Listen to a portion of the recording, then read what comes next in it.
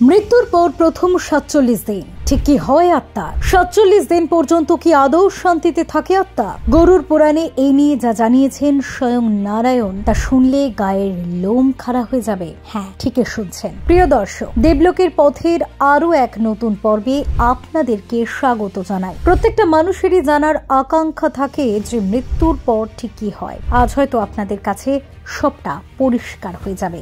দেখুন, মৃত্যু এমন এক সত্য যা প্রত্যেকের জীবনে একবার হলেও আসবে। মৃত্যু মানে শুধুমাত্র দেহের বিনাশ, কিন্তু আত্মা অবিনশ্বর। আত্মার এই অমরত্বের কথা শ্রীকৃষ্ণ গীতায় বলেছেন। কিন্তু প্রশ্ন হলো, মৃত্যুর পর আত্মার কি হয়? গরুর পুরাণে এ বিষয়ে বিস্তারিত আলোচনা করা হয়েছে।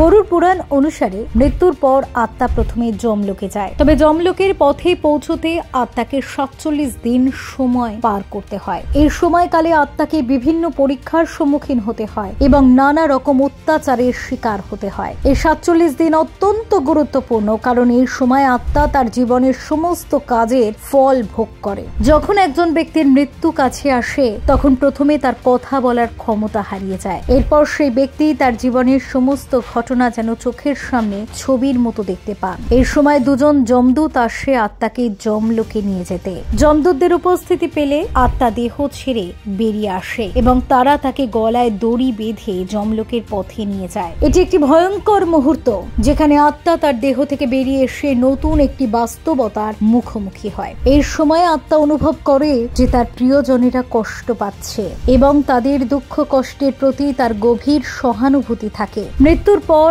আত্মা ১৩ দিন পর্যন্ত নিজের বাড়িতে থাকে। এই সময় আত্মা পরিবারের সদস্যদের সঙ্গেই থাকে এবং তাদের পারলৌকিক কাজকর্ম কেমন হচ্ছে তা নিজের চোখে দেখে। ১৩ দিন পর শ্রাদ্ধ কর্ম, পিণ্ডদান ও ব্রাহ্মণ ভোজন সম্পন্ন হলে যমদূতেরা আবারও এসে আত্মাকে নিয়ে যায়। এই কারণে পরিবারের কেউ মারা গেলে ১৩ দিন অশৌচ পালন করা জরুরি, যাতে পারলৌকিক ক্রিয়া সম্পূর্ণভাবে পালিত হয়। এটি পরিবারের জন্য একটি কঠিন সময়, কারণ তারা প্রিয়জনকে হারানোর শোক বহন করে এবং সেই সঙ্গে পারলৌকিক কাজ সম্পন্ন করতে হয়। এই ১৩ দিন অত্যন্ত গুরুত্বপূর্ণ, কারণ এই সময় আত্মা তার পরিবারের সদস্যদের সঙ্গে যোগাযোগ রাখে এবং তাদের দুঃখ কষ্ট অনুভব করে। এটি একটি বিশেষ সময় যখন পরিবার ও আত্মার মধ্যে একটি সংযোগ থাকে। অনেক সময় দেখা যায় যে মৃত ব্যক্তির আত্মা তাদের পরিবারের সদস্যদের পাশে থেকে সাহায্য করার চেষ্টা করে। ১৩ দিন পর আত্মাকে যমলোকে ফিরে যাওয়ার পথে বৈতরণী নদী পেরোতে হয়। এই নদী লাল রঙের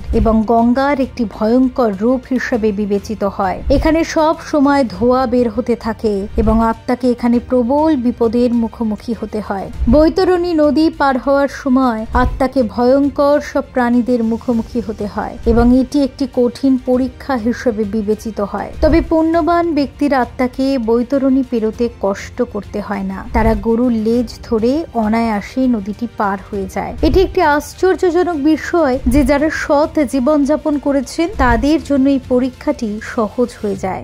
বৈতরণী নদী পার হওয়ার পর আত্মার পাপ পুণ্যের হিসাব করেন যমরাজ। এরপর স্থির হয় যে সেই আত্মার স্থান নরকে হবে নাকি স্বর্গে। এখানে যমরাজ বিচার করেন যে মৃত ব্যক্তির জীবনে কি কি ভালো কাজ হয়েছে এবং কি কি পাপ হয়েছে। যখন একজন ব্যক্তির মৃত্যুর পরে তার কর্মফল বিচার করা হয়, তখন দেখা যায় যে তার জীবনের সমস্ত কাজই সেখানে উপস্থিত থাকে, ভালো কাজ ও খারাপ কাজ উভয়। তাই আমাদের জীবনে সবসময় ভালো কাজ করার চেষ্টা করা উচিত, কারণ আমাদের কর্মই আমাদের পরিণতি নির্ধারণ করে। গরুর পুরাণে উল্লেখ আছে যে মৃত্যুর পর আত্মা ৩ প্রকারের পথ পায়: অর্চি মার্গ, ধূম মার্গ এবং উৎপত্তি বিনাশ মার্গ। অর্চি মার্গ এটি সর্বশ্রেষ্ঠ পথ, যা দেবলোক ও ব্রহ্মলোকের জন্য। যারা জীবনে কোনো পাপ করেননি তাদের জন্য এই পথ খোলা থাকে। ধূম মার্গ এটি পিতৃলোকের জন্য। এখানে যাওয়া আত্মা স্বর্গের পুণ্য ভোগ করে এবং পরে পৃথিবীতে ফিরে আসে। উৎপত্তি বিনাশ মার্গ এটি নরকের পথে নিয়ে যায় এবং এটি সবচেয়ে খারাপ পথ হিসাবে বিবেচিত হয়। এখানে প্রবেশ করতে হলে আত্মাকে বিপজ্জনক বৈতরণী নদী পার হতে হয়। হিন্দু ধর্মে মৃত্যু ও পুনর্জন্ম একটি গুরুত্বপূর্ণ বিষয়।